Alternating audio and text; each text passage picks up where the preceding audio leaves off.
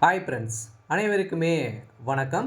So இப்போ வந்து பார்த்தீங்கன்னா, கூட்டுறவு வங்கியில வாங்கியிருக்கக்கூடிய நகைக்கடன் வாங்கியவர்களுக்கும் பார்த்தீங்கன்னா, அதிரடியான ஒரு குட் நியூஸ் வந்து பார்த்தீங்கன்னா, வெளியிட்டிருக்காங்க. ஸோ இத பத்தி தான் இந்த வீடியோல பார்க்க போறோம். ஸோ அதுக்கு முன்னாடி நம்மளுடைய சேனல சப்ஸ்கிரைப் பண்ணல அப்படின்னா, மறக்காம நம்மளுடைய சேனல வந்து சப்ஸ்கிரைப் பண்ணி, மறக்காம இந்த வீடியோக்கு ஒரு லைக் பண்ணி, மறக்காம இந்த வீடியோ வந்து சப்போர்ட் பண்ணுங்க. ஸோ வாங்க வீடியோக்குள்ள போகலாம். வந்து பார்த்தீங்கன்னா, நம்ம வந்து அரசு வெளியிடக்கூடிய முக்கியமான அறிவிப்புகளா நம்ம வந்து பார்த்துட்டு இருக்கோம். அதெல்லாம் மறக்காம நம்முடைய சேனல சப்ஸ்கிரைப் பண்ணி வச்சுக்கினீங்க அப்படின்னா, நம்ம குடுக்கக்கூடிய அனைத்து விதமான தகவலுமே பார்த்தீங்கன்னா, ஒரு பயனுள்ள தகவலா வந்து குடுத்துட்டு வந்து இருக்கும். மறக்காம நம்முடைய சேனல சப்ஸ்கிரைப் பண்ணி, மறக்காம இந்த வீடியோவ வந்து லைக் பண்ணி பாருங்க.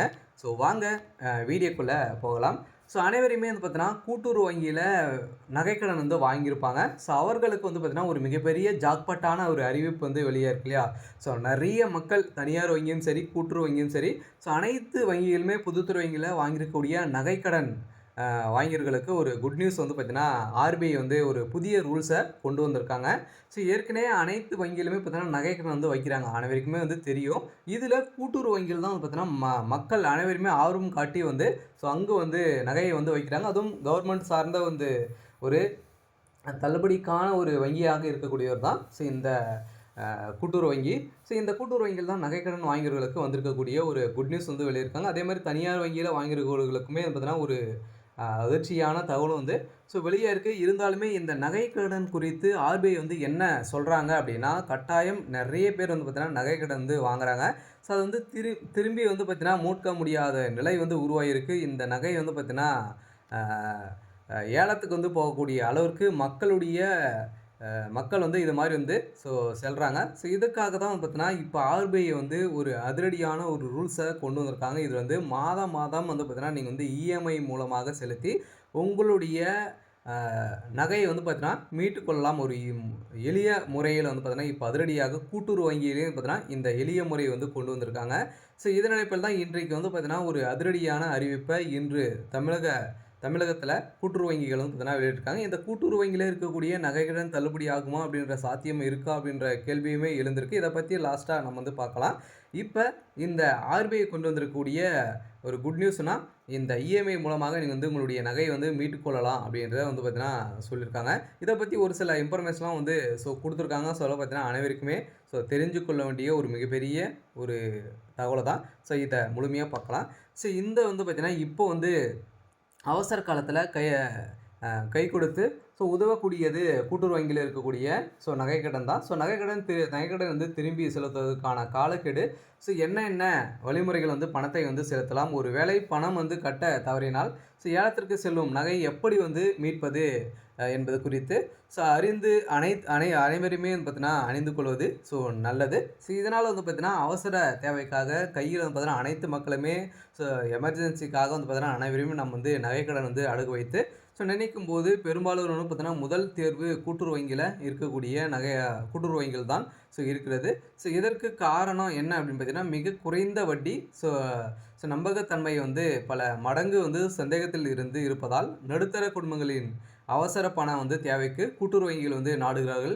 அதுவும் வந்து பார்த்தீங்கன்னா, இதுலேருந்து தள்ளுபடி அறிவிப்பும் வரும். இதற்காக தான் மக்கள் நெறைய பேர் வந்து பார்த்தீங்கன்னா, இந்த கூட்டுறவு வங்கியில வந்து தேர்வு செய்றாங்க. இந்த கூட்டுறவு வங்கியில ஒரு இடத்திற்கு ஒரு முறை பார்த்தீங்கன்னா, நகைக்கடன் வந்து திரும்பி செலுத்தி நீங்க வந்து வாங்குற மாரி வந்து இருந்தது. இப்போ அதிரடியாக வந்து பார்த்தீங்கன்னா, ஆ நீங்க வந்து அந்த ஒரு இடத்துல இந்த நகைக்கடன் வந்து எடுக்கல, உங்கள மீட்க முடியல அப்படின்னா, நீங்க வந்து பார்த்தீங்கன்னா, ஒரு கூட்டுறவு வங்கிய பொறுத்தளவுக்கு ஒரு வருடத்திற்கு கால அவகாசம் வந்து குடுப்பாங்க. அதே இது இப்ப தனியார் வங்கிகள பொறுத்த அளவுக்கு வந்து பார்த்தீங்க அப்படின்னா, உங்களுக்கு வந்து 6 மாதம் தான் குடுப்பாங்க. அதுக்கப்புறம் வந்து பார்த்தீங்கன்னா, ஏலத்துக்கு வந்து டைரக்ட்டா நம்மளுடைய பொருட்கள வந்து கேட்காமலே வந்து ஏலத்துக்கு வந்து விடப்படும்.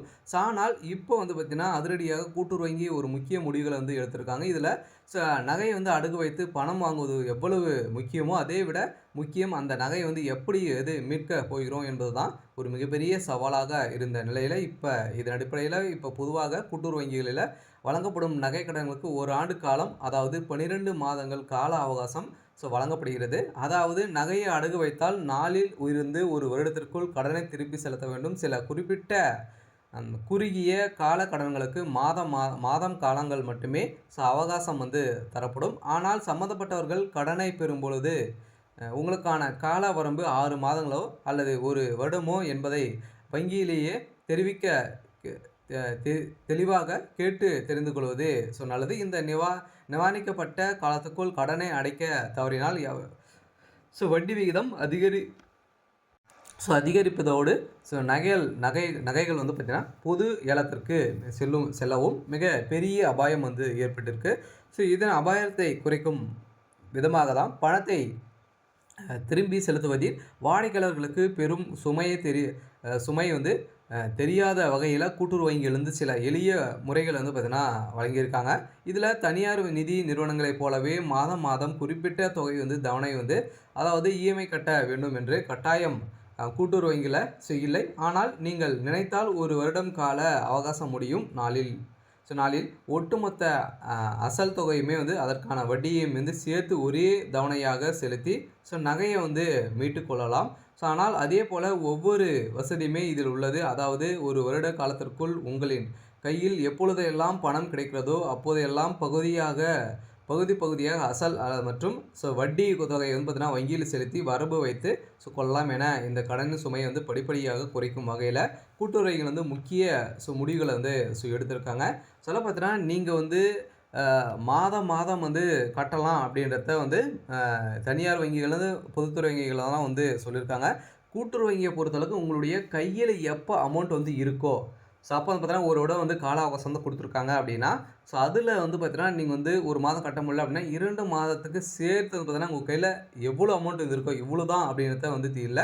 எவ்வளோ அமௌண்ட் இருந்தாலுமே நீங்கள் வந்து பார்த்தீங்கன்னா இந்த தொகையை வந்து செலுத்தி அந்த ஒரு இடத்திற்குள்ளேயே வந்து பார்த்தீங்கன்னா நீங்கள் வந்து இந்த நகை வட்டி முதலும் சேர்த்துமாக மீட்டு கொள்ளலாம் அப்படின்றத வந்து இப்போ ஒரு அதிரடியான அறிவிப்பை ஆர்பிஐ வந்து கொண்டு வராங்க. கூட்டுறவு வங்கியில் இருக்கக்கூடிய ஒரு முக்கியமாக கூட்டுறவு வங்கியில் வாங்கக்கூடிய நகைக்கடன் வாடிக்கையாளர்களுக்கு ஒரு இன்ப அதிர்ச்சியை தான் வந்து கொடுத்துருக்காங்க.